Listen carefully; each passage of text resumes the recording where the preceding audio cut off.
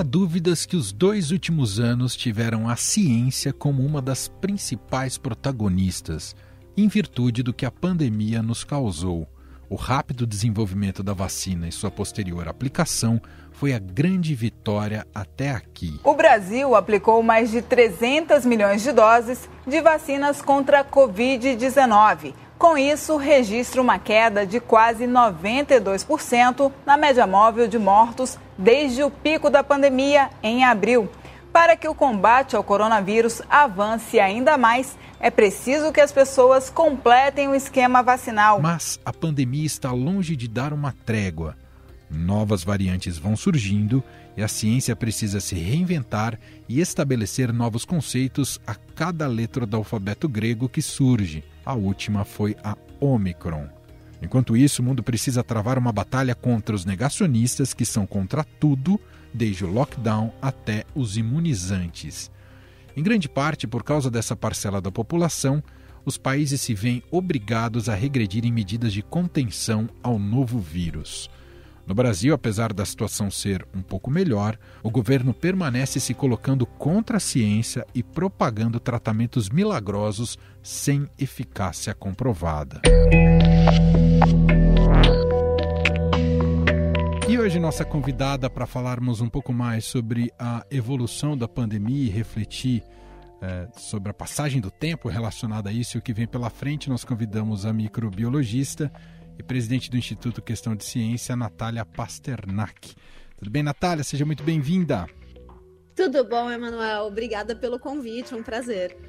Natália, esse vai e vem da pandemia, quando eu falo vai e vem, né, essa sensação às vezes de agora vai, temos controle sobre a pandemia, e aí depois surge uma nova variante, agravamento, número de casos, internações, esse vai e vem já era esperado, Natália?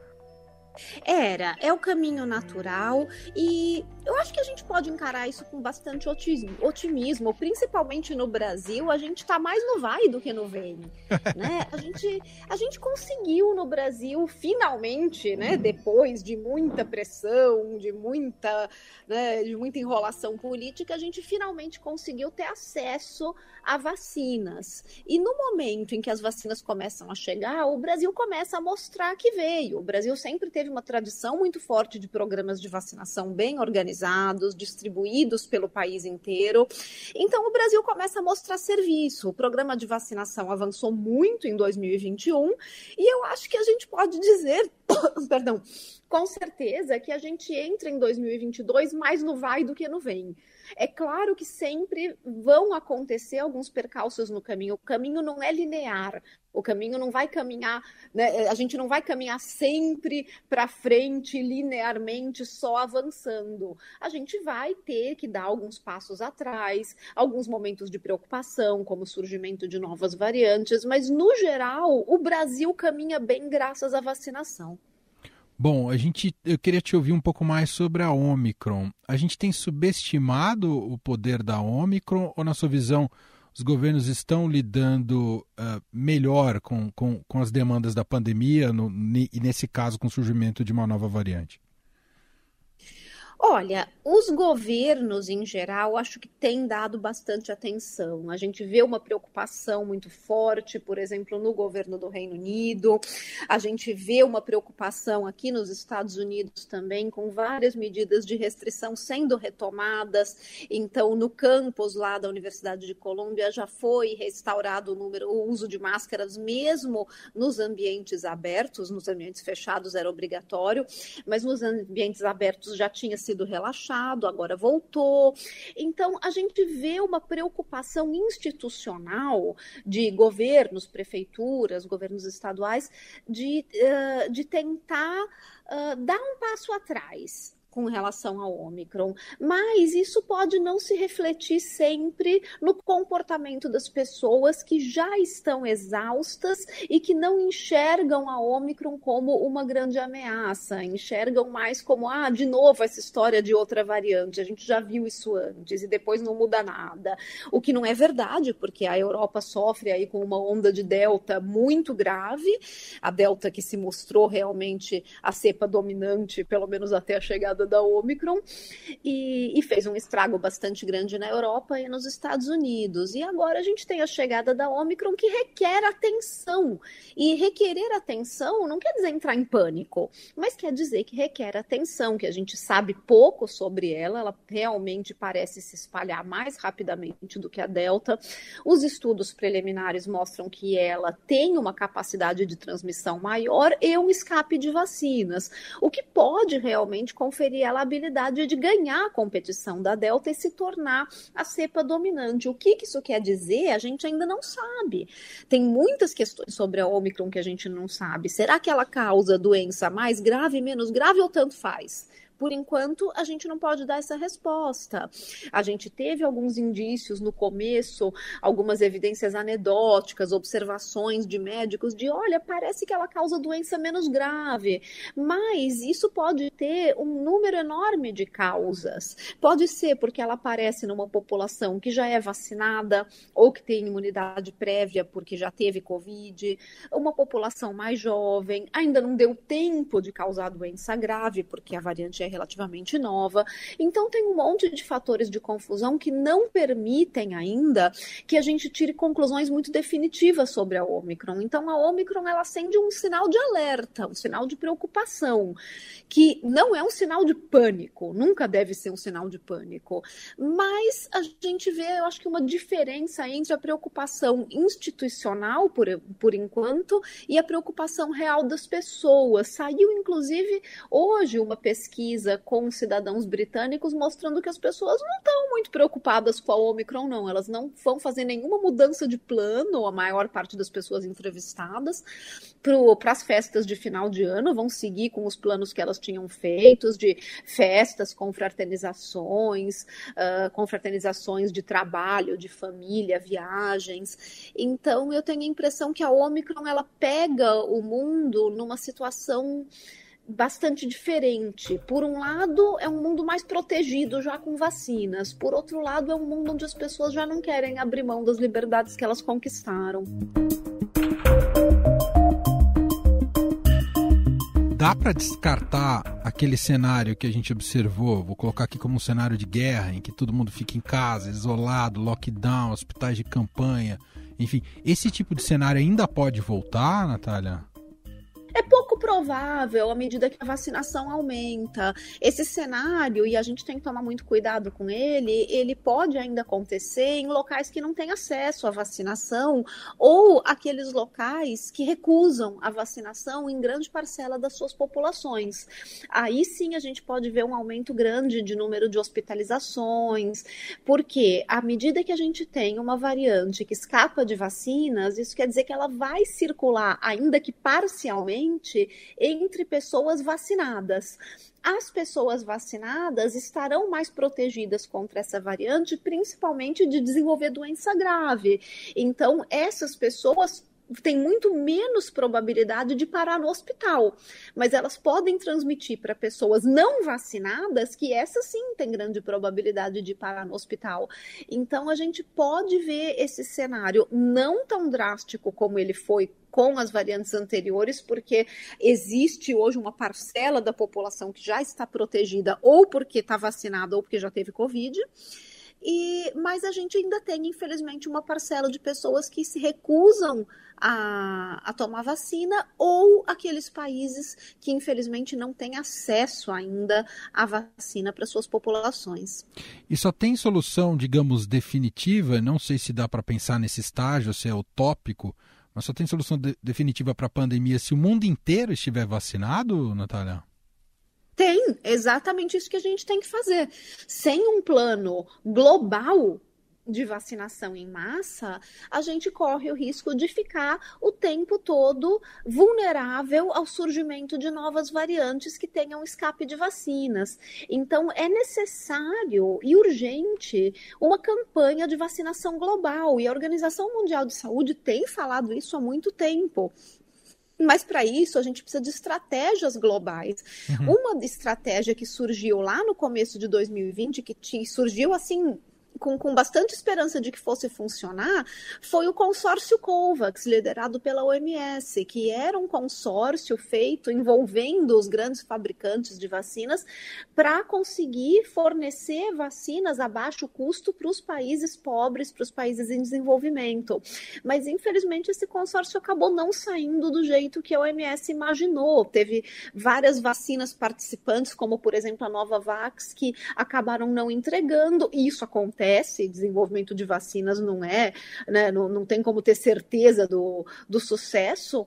Então, a gente precisa de um plano B, a gente precisa de um plano realmente eficaz para vacinação global, como foi feito na década de 70 com a campanha de vacinação global contra a varíola. Uhum. Quer dizer, então, é possível, não é algo que fica só restrito aos países mais ricos, né, Natália? Precisa ter um esforço global, de fato, relacionado a isso.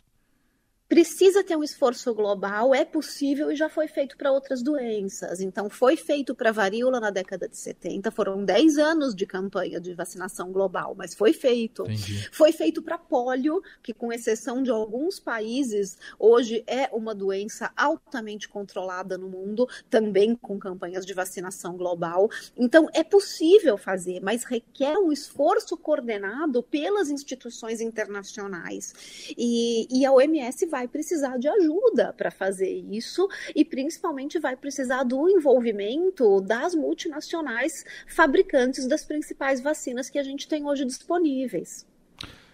A vacina para a faixa etária das crianças, 5 a 11 anos, que acaba de ser aprovada no Brasil, ela chega tarde e o que muda com a imunização dessa faixa etária? Nossa, é uma ótima notícia saber que a gente vai cobrir uma outra faixa etária agora de 5 a 11 anos. É uma faixa etária importante, vacinar essa faixa etária vai dar uma tranquilidade para os pais de que as crianças podem voltar a ter atividades escolares, atividades sociais, sem a preocupação de que elas adoeçam ou de que elas sejam vetores da doença e transmitam para os adultos, transmitam para os avós idosos. Então, acho que isso traz uma preocupação a menos aí para muitos pais e mães que querem que seus filhos voltem a uma vida normal e principalmente as atividades escolares e sociais que são tão importantes nessa faixa etária, sem ter aquela preocupação no fundo da cabeça de que, poxa, mas e se meu filho pegar, e se meu filho transmitir para alguém da família, né, que sabe que porventura não esteja aí completamente protegido.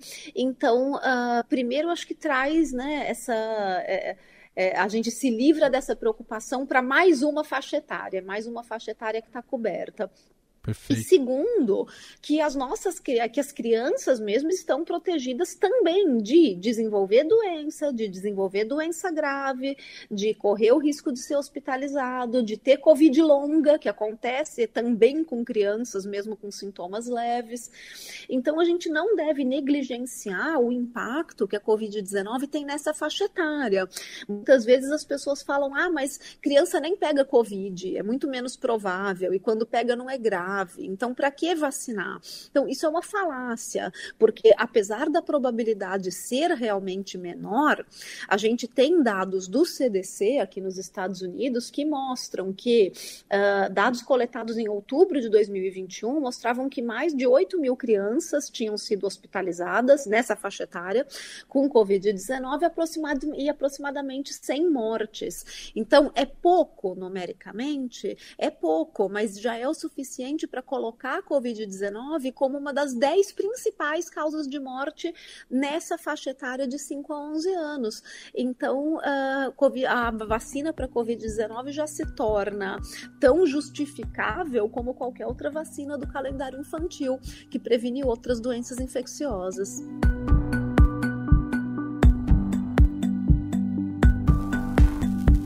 Na sua visão, Natália, é mais prudente, de fato, cancelar festas públicas como o Carnaval, por mais duro que seja tomar esse tipo de decisão?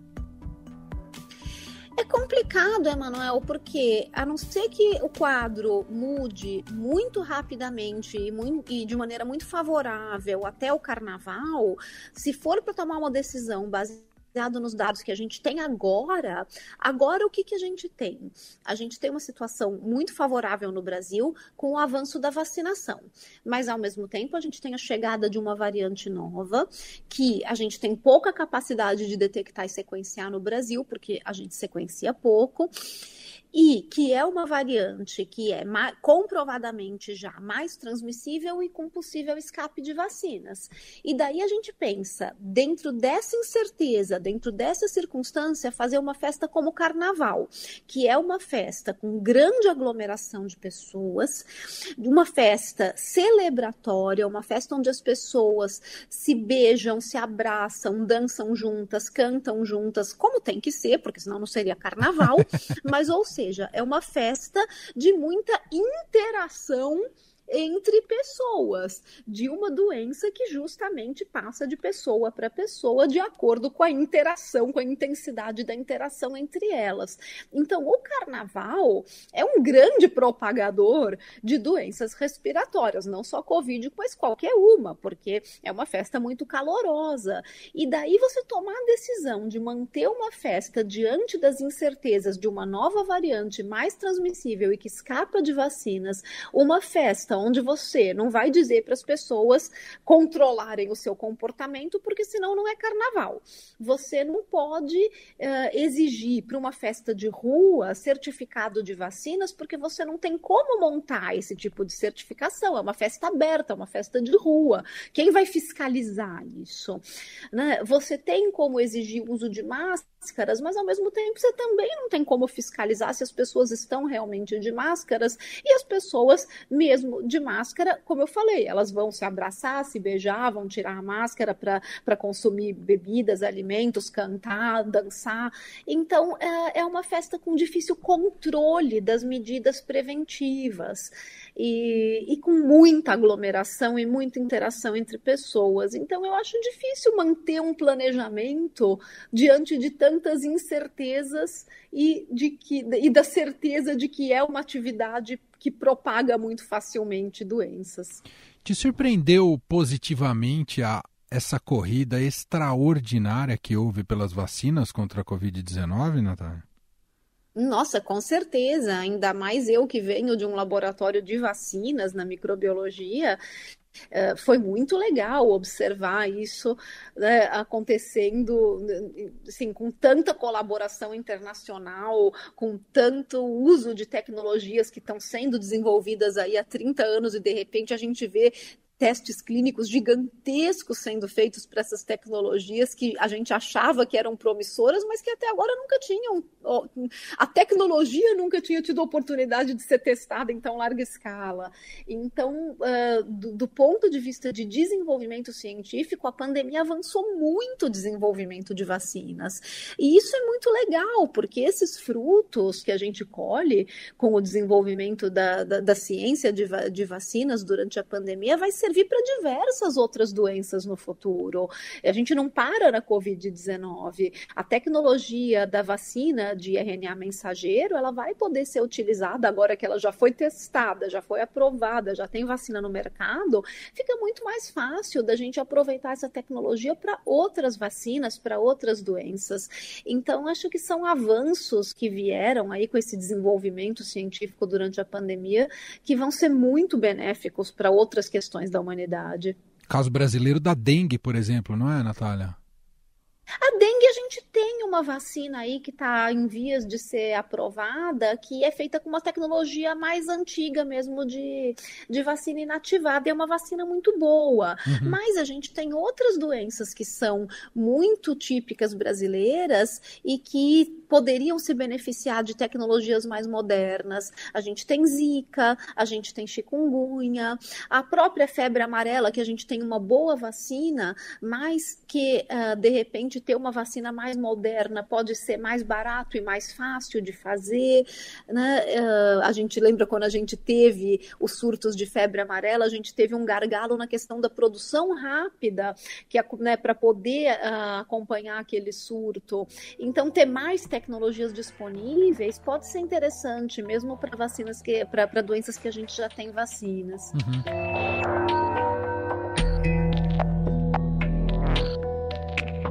Ô, Natália, o que você diria, o que você comentaria atualmente no quadro atual do placar, se fosse imaginar como um jogo, do placar entre o negacionismo e a ciência? Como é que tá esse jogo? Quem tá ganhando? Tá empatado, Natália?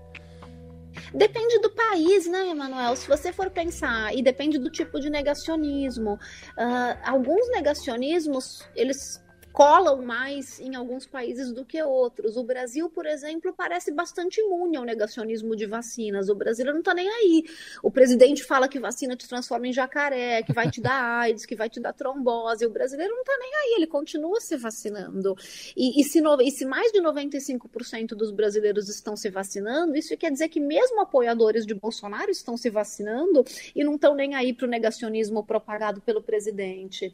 Então, o negacionismo de vacinas ele não pega no Brasil, mas ele pega na Europa, ele pega nos Estados Unidos, e nesses lugares onde ele realmente se fez presente, os efeitos são muito deletérios. Os Estados Unidos não consegue cumprir a meta de vacinação por causa da recusa vacinal. Europa também. Então, nesse sentido, o negacionismo consegue aí manter um placar, né, muito desfavorável em relação ao que a gente gostaria de ver de medidas de saúde pública. Agora, se a gente pensar em outros negacionismos no Brasil, eles já são muito mais efetivos. Você pega, por exemplo, o negacionismo ambiental no Brasil. O negacionismo ambiental é algo que funcionou no Brasil. Grande parte da população brasileira, apesar de dizer que tem consciência ambiental, não reage de forma, né, tão drástica como deveria ao desmatamento da Amazônia, à recusa do governo em aceitar os dados de satélite que mostram que o desmatamento aumentou. Então, a gente teve aí o negacionismo ambiental no Brasil, movendo até a demissão do Ricardo Galvão quando ele era diretor do INPE, porque o presidente não gostou dos dados de satélite que foram apresentados naquela época. Então, depende do negacionismo e depende do local. É verdade. Eu estava lendo, antes de entrar aqui para a gente fazer a nossa gravação, estava lendo uma matéria do New York Times que está falando de um povoado que fica nas montanhas na Itália, lá perto da Áustria e tudo mais, de que, aliás, é o que tem o maior número atualmente, né, de infectados e de internados, onde a vacina não consegue penetrar com grande adesão. E ali não é por isso eu achei curioso, não é pela paranoia, não é teorias conspiratórias sobre o que a vacina poderia causar, né? Estou falando do tipo de negacionismo. Ali é porque eles acreditam na força da natureza. Para que vacina se a natureza pode nos salvar, entendeu? Já que eles vivem talvez num lugar com o ar mais puro do planeta. Não, a gente tem esses espectros ideológicos do negacionismo que não são, né, o negacionismo ele não é motivado de maneira uniforme, e acho que o negacionismo de vacinas é um bom exemplo disso, porque ele existe nos dois lados do espectro político. Então a gente tem o negacionismo de vacinas motivado pelas liberdades individuais, que aparece no espectro geralmente associado à posição política de direita, então que é aquele negacionismo de eu não quero que o Estado interfira na minha vida, ninguém tem o direito de me dizer o que fazer, eu não posso ser obrigado a me vacinar e vacinar meus filhos, porque isso vai contra a minha liberdade individual, minha liberdade de escolha. E daí, quando a gente caminha para o outro espectro, mais à esquerda, a gente encontra esse tipo de negacionismo de vacinas, que é a falácia do natural. As vacinas não são necessárias, as vacinas são produzidas por grandes indústrias farmacêuticas malvadas, e eu não quero essa quantidade de químicos no meu corpo, eu quero uma vida plenamente em harmonia com a natureza, né? E as pessoas esquecem, inclusive, que, né, varíola é bastante natural, o SARS-CoV-2 também, ele é um vírus natural, né? Então, você quer viver em harmonia, você vai ter que viver em harmonia com esses micro-organismos que podem te matar. É verdade, tem toda a razão. Natália, você acredita que a pandemia nos tornou melhores como humanidade? Difícil dizer o que nos torna melhores ou piores, né, Manuel? Eu acho que eu não sou filosófica o suficiente para isso. Acho que talvez filósofos do futuro tenham aí alguns insights de como que né, como que essas grandes emergências globais mudam paradigmas na humanidade. Eu acho que se a gente analisar historicamente, pelo menos do ponto de vista da ciência, que é o que eu me sinto confortável para falar, a gente vai ver que grandes guerras e pandemias, elas trazem diferenças de comportamento e elas trazem avanços científicos. Agora, se isso nos faz pessoas melhores ou piores, eu acho muito difícil de dizer. Eu não sou qualificada para fazer esse tipo de análise filosófica, não. Ô, Natália, só para a gente fechar, a gente está meio assustado atualmente com esse surto de gripe aqui no Brasil, uma gripe fora de época. Esse susto advém pela experiência que a gente está tendo da pandemia e por isso estamos mais sensíveis, ou há motivos reais de preocupação com esse H3N2? Não, sempre tem motivos reais de preocupação com justamente ainda mais com uma cepa de gripe que surge fora da sazonalidade, né? E pegou todo mundo de surpresa. A gente geralmente se prepara para ter gripe no inverno. A gripe é uma doença sazonal. Então, apareceu uma gripe no verão e daí uma cepa de vírus da gripe que não foi coberta pelas vacinas exatamente porque não tinha nenhuma previsibilidade sobre ela é preocupante. E ela, claro, pega todo mundo de surpresa. Agora, avaliar por que isso aconteceu, em que circunstâncias isso aconteceu e se o espalhamento disso está ligado também com uma reabertura, né, pós-pandemia, um momento onde as pessoas já deixam de observar de forma tão rigorosa as medidas de restrição, porque afinal a gente está caminhando bem na vacinação e já dá para a gente se dar alguns luxos, as pessoas também já estão cansadas de observar as medidas de restrição, então tudo isso pode estar relacionado, mas é cedo para bater martelos de causa e efeito ainda. Agora, que é preocupante, é. Muito bem. Essa é a microbiologista, presidente do Instituto Questão de Ciência, Natália Pasternak, gentilmente aqui atendendo a nossa reportagem. Boa virada de ano para você e obrigado pela entrevista, viu, Natália? Boas festas para todos aí também e eu que agradeço.